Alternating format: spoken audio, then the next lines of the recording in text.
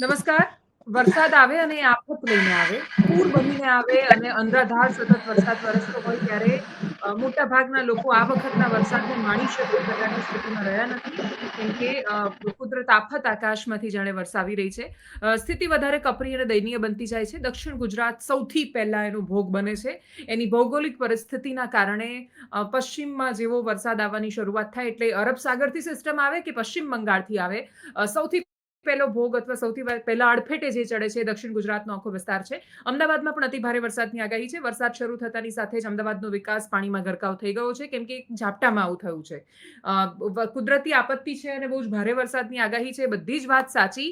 પણ એક ઝાપટામાં Sindhu Bhavan, SG હાઈવેનો palladium વાળો આખો વિસ્તાર, એ બધા જૂના જંકશન, અમદાવાદનો સિટીનો અંદરનો વિસ્તાર જ્યાં સામાન્ય માણસો રહે છે, મિડલ ક્લાસ રહે છે, ગરીબો રહે છે, એ બધા એક સાથે સમાનતા છે કુદરતમાં અને વરસાદમાં અને સિસ્ટમમાં. બધાના ઘરે સ્વિમિંગ પુલ હોવા જોઈએ એ યોજના હેઠળ અત્યારે અમદાવાદ પણ ગરકાવ થઈ ગયું છે. સાગર કલસરિયા મારી સાથે જોડાયા છે અત્યારે સુરત ગ્રાઉન્ડ ઝીરોથી. દક્ષિણ ગુજરાતની પરિસ્થિતિનો ચિતાર સૌથી પહેલા એમની પાસેથી મેળવીશું. સાગર, ઓવર ટુ યુ. જી, સુરતમાં હવામાન વિભાગની આગાહીને પગલે આજે વહેલી સવારથી જ તે વરસાદ શરૂ થઈ ગયો હતો. બપોરે 12 વાગ્યા સુધીની સ્થિતિ સામાન્ય હતી. દરેક જગ્યાએ પાણી ભરાઈ જવાની એવી કોઈ સમસ્યા નથી થઈ ગઈ પાણી ભરાઈ જવાની. પરંતુ 12 વાગ્યા બાદ જેવો વરસાદનો રૂપ બદલાયો અને વરસાદ વધવા લાગ્યો તે પ્રમાણે સુરતના અનેક વિસ્તારો કે જે ખાડી કિનારાના છે તે વિસ્તારોમાં પ્રેમનગર હોય કે પછી લિંબાયત વિસ્તાર હોય કે પછી કૃષ્ણનગર સોસાયટી હોય, દરેક જગ્યાએ પાણી ભરાઈ જવાની સમસ્યા થઈ હતી. હમણાં જ હું તાજેતરમાં અત્યારની જ વાત કરીએ તો જે કૃષ્ણનગર પ્રેમનગર સોસાયટી છે ત્યાંની મુલાકાતે હતો. ત્યાં લોકોના ઘરમાં પણ પાણી ઘૂસી ગયા હતા અને વરસાદને કારણે જે એ પાણી હતા એ વરસાદી પાણી તો ઠીક છે, પરંતુ તેની સમકક્ષ જે ખાડીના પાણી છે, જે લિંબાયત ખાડી છે, ભેડવાડ ખાડી છે, જે અત્યારમાં બે કાંઠે વહી રહી છે, લિંબાયતની જે મીઠી ખાડી છે, કહી શકાય આ બે મુખ્ય ખાડીઓ છે, તેના કારણે તે પાણી બધા લોકોના ઘરો સુધી પહોંચ્યા હતા. અને વાત કરીએ તંત્રની તો સવારથી જ તે કલેક્ટર સાહેબ આપત્તિ અને વ્યવસ્થાપન વિભાગ કચેરી ખાતે સવારે 7 વાગ્યાથી તે ખડે પગે હતા. તેમજ તંત્રનો આખો કાફલો, ડીસીપી, એસીપી, પોલીસ તંત્રનો આખો કાફલો એ મેદાન ઉપર હતો. આ સાથે જે મહાનગરપાલિકાની ટીમ છે તેમાં કર્મચારીઓ, અધિકારીઓ, ડેપ્યુટી કમિશનર, કમિશનર, દરેક લોકો એ સ્ટેન્ડ બાય હતા. અને તે લોકો જે જગ્યાએ પાણી ભરાય છે, જે વિસ્તારમાં પાણી ભરાય છે, તે જગ્યાએ ગટર ખોલીને પાણી નિકાલ માટેની પણ વ્યવસ્થા કરી રહ્યા હતા. આ સાથે સવારથી જ તે કલેક્ટર સાહેબે આર્મીની 2 ટીમ બોલાવી લીધી હતી. વડોદરાથી 2 ટીમ આર્મીની એ સુરત પહોંચી ગઈ છે અને જે જગ્યાએ જરૂર પડશે તે જગ્યાએ આર્મીની ટીમ પણ ઉતારવામાં આવી છે. આ સાથે એનડીઆરએફ, એસડીઆરએફ તેમજ ફાયરની ટીમ પણ ખડે પગે કામ કરી રહી છે. અત્યાર સુધી કોઈ જાનહાનિનું કે એવું કઈ નુકસાનની માહિતી તો સામે નથી આવી કે કરંટ લાગવાની કે એવી કોઈ ઘટના સામે નથી આવી. પરંતુ એક પ્રકારે કહી શકાય કે તંત્ર દ્વારા આ વખતે પૂરી તૈયારી કરવામાં આવી હતી. જે હવામાન વિભાગે આગાહી આપી છે, આગાહીને પગલે તંત્ર 100% તૈયાર હતું અને તંત્ર સવારથી જ તે દરેક જગ્યા ઉપર ડિપ્લોય કરી દેવામાં આવ્યો હતો. એક વિસ્તાર એવો બાકી નહોતો કે જ્યાં તંત્રના કર્મચારીઓ, અધિકારીઓ ન હોય. સવારમાં mayor, deputy mayor, commissioner, deputy commissioner સહિતના લોકો લિંબાયતની ખાડી વિસ્તાર સહિતના જે જગ્યાએ પાણી ભરાય છે તે પ્રેમનગરની મુલાકાતે હતા. ત્યાં પણ લોકોને અપીલ કરી છે કે જો પાણી વધારે ભરાઈ જતું હોય તો તમે સ્થળાંતરિત થઈ જાઓ, અથવા તો જે લોકોને સ્થળાંતરિત કરી દીધા છે તે લોકો માટે ખાવાની અને ફૂડ પેકેટ સહિતની વ્યવસ્થા કરવામાં આવી હતી.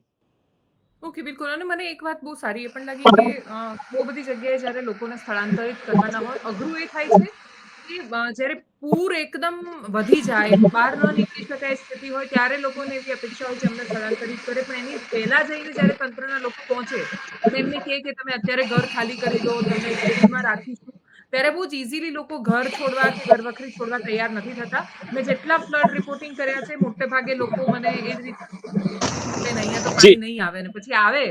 હા, યસ સાગર. એટલે સવારથી તે ડોર ટુ ડોર જે વિસ્તારમાં પાણી ભરાય છે ત્યાં કમિશનર સાહેબે તે ડોર ટુ ડોર જઈને લોકોને સમજાવ્યા છે કે તમે લોકો ઘર ખાલી કરો ને ત્યાં નજદીકમાં તે વૈકલ્પિક વ્યવસ્થા, ઇનફેક્ટ વાહન સહિતની વ્યવસ્થા કરી આપવામાં આવી છે. લોકોને સ્થળાંતરિત કરવા માટે સરકારી ગાડીઓમાં લોકોને સ્થળાંતરિત કરવામાં આવી રહ્યા છે. આ સાથે જે વૃદ્ધો અને બાળકો છે તેમને તો ફરજિયાતપણે સ્થળાંતરિત કરવામાં આવી રહ્યા છે. અને ઘરનો જે સામાન છે એ પણ જો ગ્રાઉન્ડ ફ્લોર ઉપર રહેતા હોય તો પહેલા માળે ચડાવવાની લોકોને અપીલ કરવામાં આવી છે.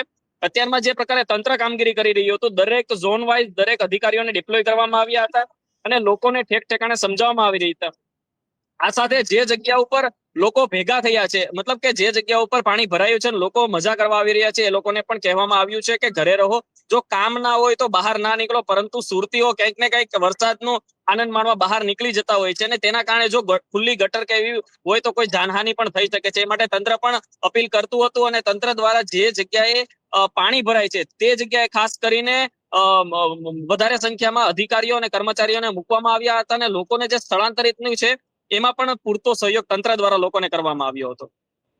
બિલકુલ, એટલે ઇવન પાયલને પણ એ અનુભવ છે કે જ્યારે લાસ્ટ ટાઈમ વાવાઝોડું આવ્યું ને રિપોર્ટિંગમાં ગયા, મને યાદ છે દ્વારિકા પાસે એક સરસ મજાના નેસમાં બેઠેલા માલધારીઓ હતા અને એમને પૂછ્યું, કલેક્ટરના ઓફિસમાંથી બાકીના બધા લોકો ગયા અને એમને કહ્યું કે તમારે અહીંયાથી ખાલી કરવું પડશે કેમ કે સાયક્લોન આવી રહ્યું છે.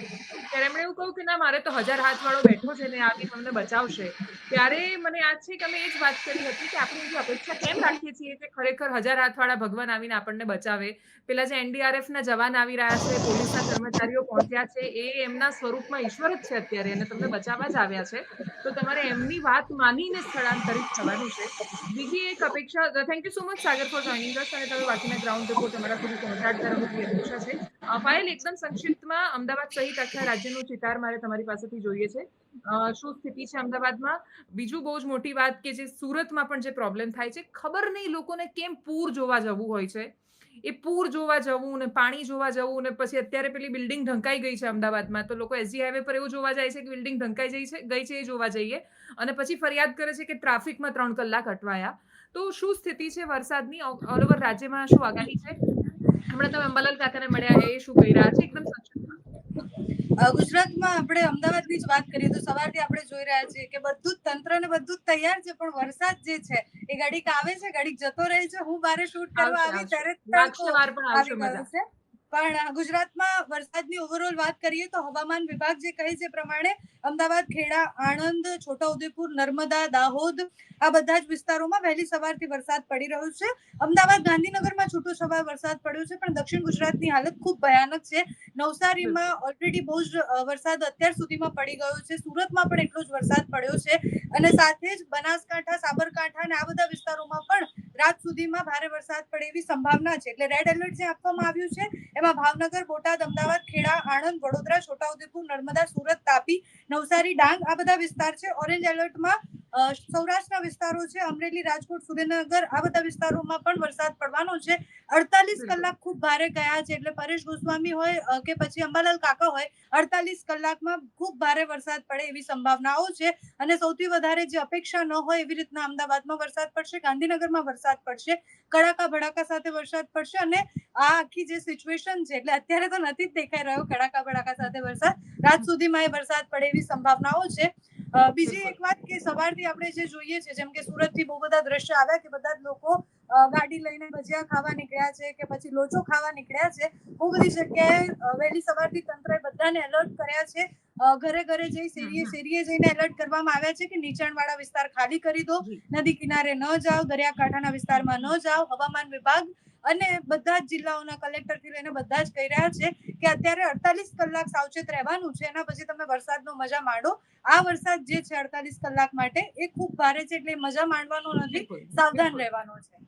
Thank you so much Payal four joining અસ, અને એટલે જ એકદમ ક્રિસ્પમાં તમને ગંભીરતા જો સમજાય તો એના માટે જીપીએસસી પોતાની આવતીકાલે યોજાનારી 1લી તારીખે યોજાનારી પરીક્ષા છે, 2જી તારીખે રવિવારે એ મોકૂફ કરી છે. ટાટ એચએસની પરીક્ષા ઉચ્ચતર માધ્યમિકની એક્ઝામ લેવાની હતી, એ પરીક્ષા છે એ પણ મોકૂફ કરવામાં આવી છે. ટાટ એચએસની પરીક્ષાની નવી તારીખ 8 ઓગસ્ટ છે, જીપીએસસીની પરીક્ષાની નવી તારીખ 9 ઓગસ્ટ છે. જૂની હોલ ટિકિટ છે ટાટ એચએસમાં એ જ માન્ય રહેવાની છે, અને એટલે જ પરીક્ષાઓ રદ થઈ રહી છે, શાળા કોલેજમાં રજા અપાઈ રહી છે.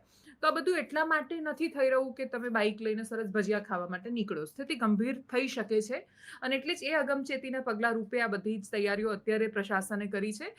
સુરતમાં મેં જે ગ્રાઉન્ડ ઝીરો પરના દ્રશ્યો જોયા, એમાં મોટા ભાગની જગ્યાએ જેટલા પણ લોકો છે, સંકળાયેલા અધિકારીઓ, કમિશનરથી લઈને જિલ્લામાં કલેક્ટર સુધી, એ બધા જ નીચે ગ્રાઉન્ડ ઝીરો પર જાતે જઈને માત્ર એ મોનિટરિંગ નથી કરી રહ્યા કોઈ રૂમમાં જઈને, એ નીચે જઈને કહી રહ્યા છે, લોકોને સમજાવી રહ્યા છે હવે એ સમજ્યા પછી અલર્ટ રહેવાની જવાબદારી આપણા બધાની છે અને એટલે જ અપેક્ષા રાખીએ કે આ બધા પર બહુ જ ગંભીરતાથી વિચાર થાય. અમદાવાદીઓ બહુ હસતા-હસતા અમે લોકો અહીંયા બેસીને ગમે તેવી હસતા-હસતા વાત કરી શકીએ. નર્મદાનું જળસ્તર ખૂબ વધ્યું છે. આજુબાજુની માટીનું ધોવાણ થઈ રહ્યું છે. કેટલાય બ્રિજ એવા છે કે જે અલર્ટ પર છે અને બંને બાજુ પોલીસ મૂકી દેવામાં આવી છે. કુદરતનો પ્રકોપ છે. આપણે એની સામે બચી શકીએ એવી અપેક્ષા. નમસ્કાર.